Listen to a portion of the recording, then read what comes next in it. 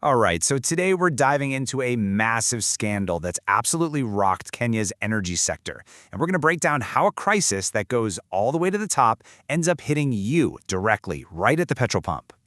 And things just unraveled with insane speed. I mean, we're talking about early April 2026. The entire leadership of Kenya's petroleum industry, gone, dismantled in just 72 hours. It all started with these really dramatic arrests and ended with forced resignations. But here's the thing. This rapid meltdown, it wasn't some accident or a simple mistake. No, the evidence is pointing to a deliberate, thought-out scheme. And that raises a huge question, right? How could the very systems designed to protect the country's energy security fail so spectacularly? So let's really get into it and break down how all of this happened. Okay, so to really get our heads around this, first we need to look at the key players, the people right at the center of this storm. I'm talking about the officials whose job it was to keep the country's lights on and the cars running.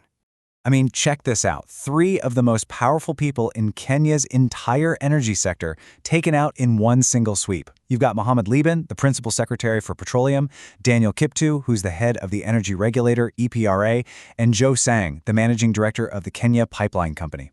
And the accusation that they orchestrated the whole crisis from the inside. So what exactly are they accused of doing? Well, investigators say it was a plot that was honestly pretty simple in its design, but the consequences? Absolutely devastating for the entire country. You see, the heart of this scandal was this really brazen 3-step plan to basically manufacture a crisis. Step 1, they allegedly faked the data to make it look like there was a huge fuel shortage. Step 2, they stoked public panic. And then step 3, they used that panic to justify an emergency shipment of fuel, completely bypassing all the normal legal procedures. Now, this whole scheme was specifically designed to get around Kenya's most important tool for keeping fuel prices stable, the government-to-government deal, or G2G. You see, that deal was a pretty clever setup. It was created to protect the Kenyan shilling by letting the country buy fuel on credit from big state-owned companies in the Gulf. The whole point was to avoid this mad dash for US dollars every time a shipment came in. So, by faking this emergency to get around that official G2G deal, the alleged conspirators basically kicked the door wide open for some truly massive profits. And guess who paid for it all? Yep, the taxpayers. And this is where you really see the insane scale of this scheme. Okay, get this. The official state-negotiated price for fuel under the G2G deal was about $84 a ton. The so-called emergency fuel they brought in, over $290 a ton. That is more than triple the official price. Just wow. And the cost of that massive price difference is just staggering. We're talking about a total loss to the public that could be as high as 8 billion Kenyan shillings. Just gone, vanished through this price manipulation. A number so huge, it ripped a hole in the very fund that was supposed to protect everyday Kenyans from exactly this kind of price shock. But believe it or not, the damage wasn't just financial. And this is where it gets really, really concerning. The fuel they imported? It was also total garbage. It had illegally high levels of sulfur, and when that stuff burns, it creates a corrosive acid that basically eats away at your car's engine from the inside out. So, okay, how does all this high-level corruption actually affect ordinary people on the street? Because this isn't just some abstract financial crime we're talking about. No, this has real, direct, and immediate consequences for pretty much everyone in Kenya.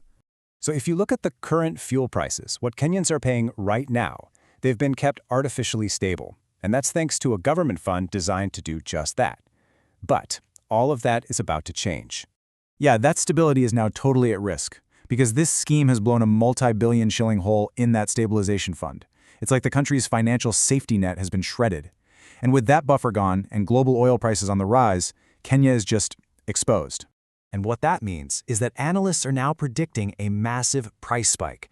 We're talking about the upcoming April 14th price review. Kenyans could see prices at the pump jump by as much as 12 shillings per liter. That is a direct, painful hit to the cost of living. And this whole mess just completely undermines the entire reason the G2G deal was created in the first place.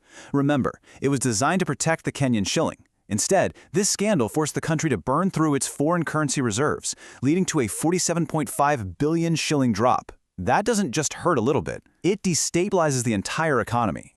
So all of this leads to a pretty uncertain road ahead. You've got immediate legal battles, huge economic problems, and serious political challenges all stacking up for the country. Okay, so what should we be watching for in the next couple of weeks? Well, we can definitely expect to see formal charges filed against those three officials. At the same time, the whole country is bracing for that big, painful price hike on April 14th. And honestly, there's a real risk of chaos at the pumps, as some gas stations might start hoarding fuel, trying to game the price increase. And if we look a little further down the road, say a month out, the bigger economic damage could be pretty severe. The shilling is under a lot of pressure, and that could easily trigger another wave of inflation, especially on imported stuff like food. And when that happens, well, you've got a very real potential for mass protests and serious public unrest over corruption and the rising cost of living. And, this isn't just a local Kenyan problem. The world is watching. As this quote from a recent U.S. government report points out, this whole scandal is basically a textbook case study of the kind of deep, structural problems that international partners have been warning Kenya about for years. It's seen as a huge barrier to doing business there. So, when you boil it all down, this crisis is a massive test of the country's resilience. It's completely shattered trust in key institutions and put the economy under some serious pressure. And it leaves all of us with a final, really big question. Can Kenya's institutions be rebuilt?